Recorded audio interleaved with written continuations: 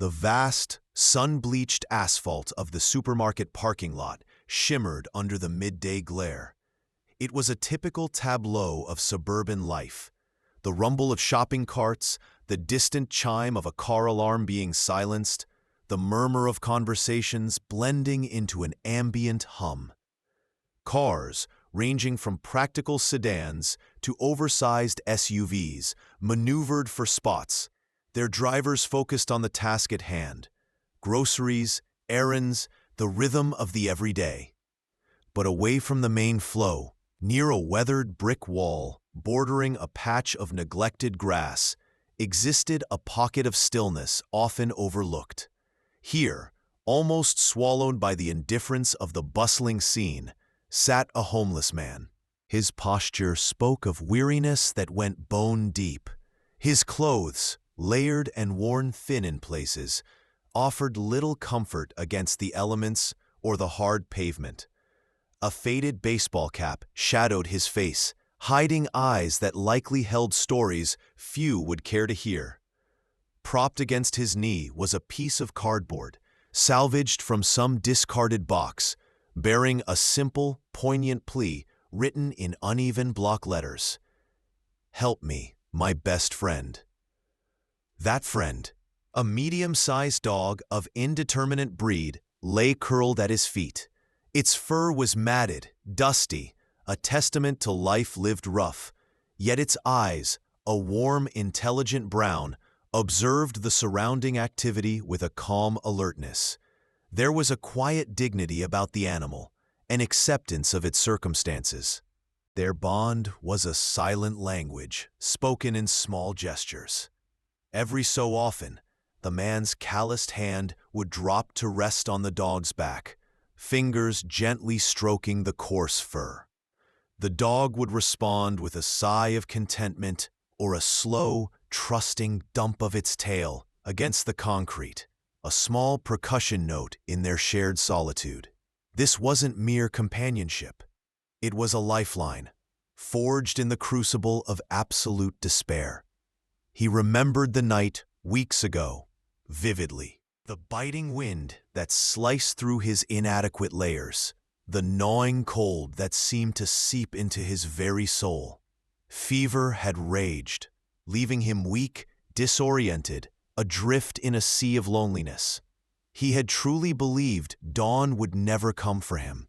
And then, like an answer to a prayer he hadn't dared to utter, the dog had materialized from the shadows. No barking, no frantic energy, just a quiet presence materializing beside him, offering its own meager body heat, a warm, living weight against his shivering form. Its gentle, persistent tail wag had been a beacon in the darkness. When the gray light of morning finally filtered through the urban haze, the worst of the fever had miraculously passed. But more than that, something fundamental inside him had shifted. The crushing weight of hopelessness had lessened, replaced by a fragile ember of resolve. The dog hadn't just shared its warmth, it had reignited his will to survive. From that moment, their fates were intertwined. The dog was more than a companion.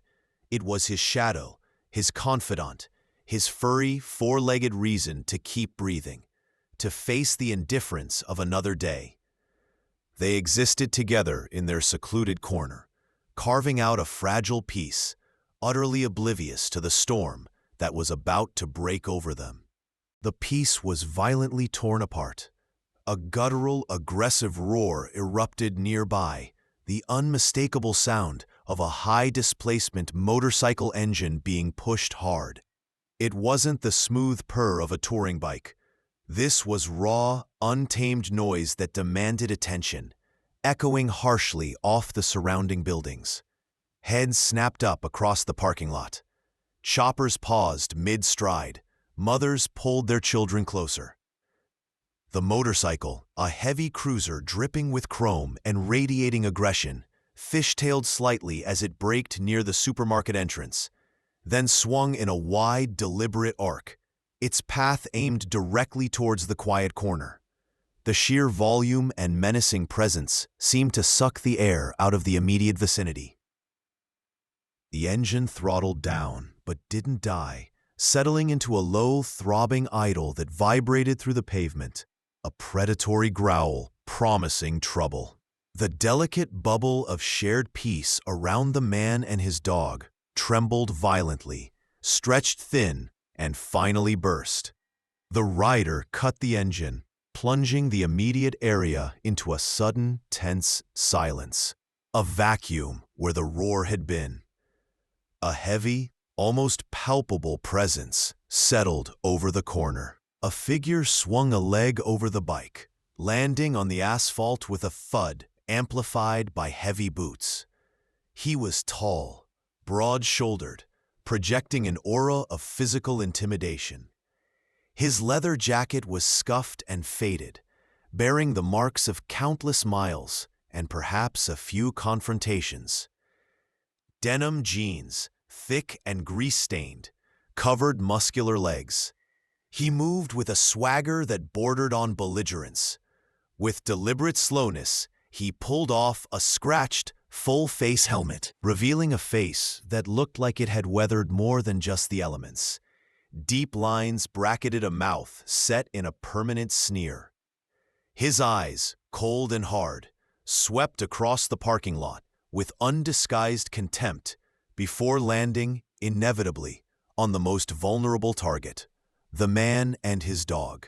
He began to walk towards them.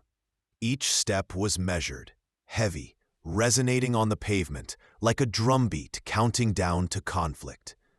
He seemed to relish the unease he created, noticing with grim satisfaction how other people scurried away, avoiding eye contact, pretending not to see.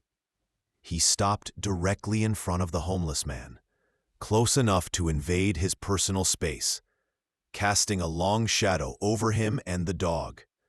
Tilting his head, he surveyed the scene, the man, the dog, the cardboard sign, and let out a short, sharp bark of laughter, utterly devoid of mirth. Well now, his voice was rough, gravelly, laced with undisguised scorn. Looky here. What pathetic little sideshow is this? The homeless man visibly shrank, hunching his shoulders, his knuckles white as he gripped the edge of his sign. His gaze remained fixed on the cracked pavement beneath him. The dog, however, reacted differently. A low, menacing growl rumbled deep in its chest. It didn't bark, but subtly shifted its weight, placing itself more squarely between its owner and the looming threat, a small, furry shield against the encroaching darkness. "Problem, mutt," the biker sneered, leaning down, invading their space even further. His breath, stale and unpleasant, washed over them. "Feeling tough? Gonna protect this garbage you call an owner?" He gestured contemptuously with a thumb towards the homeless man, who flinched as if struck. Probably the only creature on Earth dumb enough to care about him. A choked sound escaped the homeless man. "Please," the words were barely audible, frayed with fear and desperation. "We ain't bothering nobody. Just leave us be." He instinctively drew his arm tighter around his dog, burying his face slightly into its fur, seeking solace in its familiar warmth. The biker seemed fueled by the man's fear. "Bothering nobody?" he echoed incredulously, his voice rising in pitch and volume. "This is prime parking space, buddy. This ain't a kennel. People like you," he spat the word like venom, "are a blight. You clog up the place, get in the way of decent folks trying to live their lives." The dog's growl deepened, a steady vibration of defiance that seemed to needle the biker's already frayed temper. He shifted his stance, his heavy boot lifting slightly off the ground, a calculated, cruel threat aimed directly at the small animal. The dog flinched back, pressing against the man's leg, but didn't break its low growl. "No, please, "Don't hurt him!" the homeless man cried out, his voice cracking. Finally, looking up with eyes filled with terror. He tried to pull the dog further behind him. The biker threw his head back and laughed, a harsh, grating sound. "Maybe a little attitude adjustment is what this fleabag needs," he snarled, his gaze fixed on the dog. "Teach it some respect. Show it who's boss around here." The atmosphere grew thick and heavy, charged with imminent violence. The biker's face contorted with anger. He looked ready to lash out, to inflict pain simply because he could. The homeless man closed his eyes, bracing for the inevitable blow. And then, cutting through the ugly tension like a clean blade, came a voice. It wasn't loud, but it was resonant, calm, and carried an unmistakable weight of authority. "Everything all right over here?" Silence descended again. But this time it was different, charged with curiosity, not just fear. Heads turned, not away, but towards the source of the voice. Walking calmly, purposefully from the direction of the supermarket doors, was a figure who moved with an understated grace that commanded attention far more effectively than the biker's loud aggression. Even amidst the mundane setting, under the harsh fluorescent lights near the entrance, he was instantly recognizable to almost everyone. Keanu Reeves. He was dressed unassumingly, dark, well-worn jeans, a simple black t-shirt that hinted at a lean physique, and a lightweight dark jacket. Yet his presence shifted the dynamic instantly. There was a stillness about him, a centered quality that felt like the eye of the storm. He stopped several feet away, allowing space, his gaze level and directed squarely at the biker, taking in the scene with quiet intensity. The parking lot seemed to hold its collective breath. The ambient noise faded into the background. Onlookers, previously passive or fearful, now watched with focused intensity. The blue glow of several smartphone screens appeared as people began to record, sensing something significant was happening. The biker, caught completely off guard by this intervention from someone so unexpected and so famous, struggled to regain his footing. His initial shock quickly curdled back into belligerence, a defensive mask snapping into place. "Who the hell are you supposed to be?" he demanded, trying to project dominance he clearly no longer felt. His voice cracked slightly. "Think you're special 'cause you're on TV? Gonna step in and play hero? Give me a break." He attempted a dismissive sneer, but it didn't quite land. Keanu didn't rise to the bait. His expression remained calm, almost neutral, but his eyes were sharp, observant. He ignored the personal attack, keeping his focus on the core issue. "I just asked," he repeated, his voice steady and even, "if there's a problem here." He subtly tilted his head towards the homeless man, who was now looking up, a mixture of fear and dawning hope in his eyes, and the dog pressed close against him. "Yeah, there's a problem," the biker shot back, jabbing a finger towards them. "This trash, it shouldn't be allowed here. It's disgusting." Keanu took a half step closer, closing the distance slightly, but maintaining a non-threatening posture. He studied the biker for a moment, his gaze seeming to penetrate the aggressive facade. "Does making someone else feel smaller?" he asked quietly, his voice carrying clearly in the unnatural hush. "Make you feel bigger? Does hurting something that can't defend itself demonstrate strength?" He paused, letting the questions hang in the air. "Or," he continued, his voice dropping slightly lower, "does it just reveal more about the person doing the hurting?" The biker flushed, shifting uncomfortably under the calm, direct scrutiny. "You don't know me," he blustered, clenching and unclenching his fists at his sides. "You actors live in your fancy bubbles. You got no idea what real life is." He seemed to be searching for justification, for an outlet for the rage churning inside him. "Try living my life for a day. See how you like it." "Maybe not," Keanu acknowledged softly, his gaze unwavering.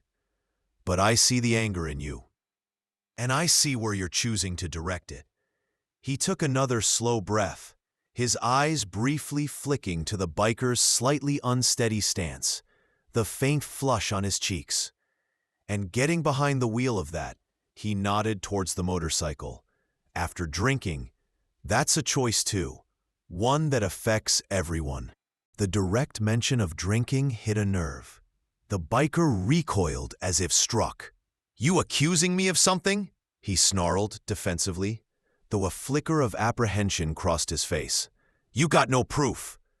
"Right now," Keanu replied, his voice still quiet but firm, his gaze sweeping briefly over the watching crowd.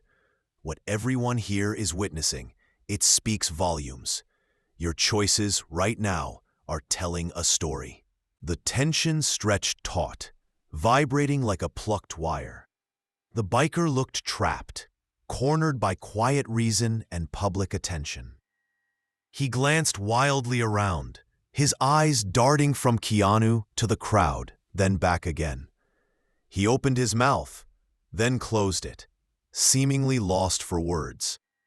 Fueled by a potent cocktail of alcohol, frustration, and humiliation, he made a sudden, desperate move. He lunged towards a nearby overflowing trash bin and snatched up an empty glass bottle lying near the top. He spun back around, brandishing it crudely, his eyes wild. The crowd gasped audibly. The situation had escalated dangerously. "Think you can just walk in here and judge me?" he roared, his voice hoarse with fury, waving the bottle menacingly. "Think you can stop me?" Keanu didn't flinch. He stood his ground, his calm demeanor an island in the biker's storm of rage. His hands remained relaxed at his sides, but his posture was alert, ready. "This isn't about judgment," he stated, his voice low but resonant, cutting through the biker's fury. "It's about stopping something terrible before it happens. It's about making a better choice." He locked eyes with the biker, trying to reach the person beneath the anger. "Look at yourself. Is this who you want to be? Is this the impact you want to have?" He could smell the sour tang of alcohol more strongly now, clinging to the biker like a shroud. "You don't know what I've been through," the biker yelled again, his voice cracking with emotion, desperation creeping in under the rage. "You don't know what I've lost. Don't tell me about choices." He gripped the bottle tighter, his knuckles turning white, raising it slightly as if to strike. "Maybe I don't know your whole story," Keanu conceded, his voice softening with a hint of empathy, yet losing none of its firmness. He took another careful step forward, closing the distance, a calculated risk. "But I see someone drowning in pain, and lashing out like this," he gestured towards the bottle, then towards the homeless man and dog, "isn't a lifeline. It's an anchor, pulling you down faster. It won't fix anything. It won't bring anything back. It just creates more wreckage." The biker hesitated. Keanu's words, spoken without accusation but with quiet conviction, seemed to penetrate some layer of his defensive armor. His arm wavered. His eyes darted between Keanu's calm face, the gleaming bottle in his hand, and the watching crowd. Just as the tension reached an almost unbearable peak, something unexpected happened. The dog, which had been growling low, suddenly let out a series of short, sharp barks. It wasn't ferocious, but it was defiant, surprisingly loud, an assertion of presence from the most vulnerable party in the conflict. That sharp sound, combined with Keanu's steady presence, the unnerving silence of the crowd, and perhaps the dawning realization of how far he'd let things escalate, seemed to finally break the biker's momentum. He stared at the barking dog, then back at Keanu, his face a tumultuous landscape of conflicting emotions.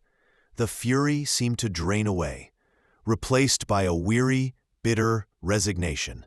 He looked down at the bottle in his hand, as if seeing it for the first time, a symbol of his own destructive impulse. With a ragged sigh that seemed to deflate his entire body, he lowered his arm. He spat on the ground near Keanu's feet, a final, pathetic gesture of defiance that lacked any real heat. "Forget it," he muttered, his voice thick and gravelly. "Whole damn world's gone crazy." He tossed the bottle carelessly towards the trash bin. It missed, landing on the asphalt with a dull clink. Without another word, he turned his back, strode heavily to his motorcycle, swung his leg over, and kick-started the engine with a vicious roar. He gunned it unnecessarily, leaving a patch of burnt rubber on the pavement as he sped away, weaving recklessly through the parked cars before disappearing onto the main road. A collective exhale swept through the parking lot. The tension broke, replaced by murmurs and astonished whispers. Then, someone started clapping. Others joined in, a wave of relieved applause washing over the corner. Keanu, however, barely seemed to notice. His attention was already focused elsewhere. He immediately moved to the homeless man, kneeling down carefully on the pavement, bringing himself level with him. His movements were gentle, respectful. "Hey," he said softly, his voice losing its authoritative edge, becoming warm and concerned. "Are you all right? Did he hurt you? How about your friend here?" He nodded towards the dog, who had stopped barking and was now cautiously sniffing Keanu's outstretched hand before licking it tentatively. The homeless man looked up, his eyes brimming with tears that finally overflowed, tracking paths through the grime on his cheeks. He shook his head mutely, unable to speak, one hand protectively stroking his dog's back. He clutched the worn cardboard sign like a shield. Keanu offered a small, reassuring smile. He reached into the inner pocket of his jacket and retrieved a folded card. "Listen," he said quietly, pressing the card into the man's trembling hand. "There's a veterinary clinic not far from here. They're good people. Take your friend there, okay? Let them check him over, make sure he's fine." He leaned in slightly. "Tell them John W. sent you. They'll know what to do. The bill is taken care of."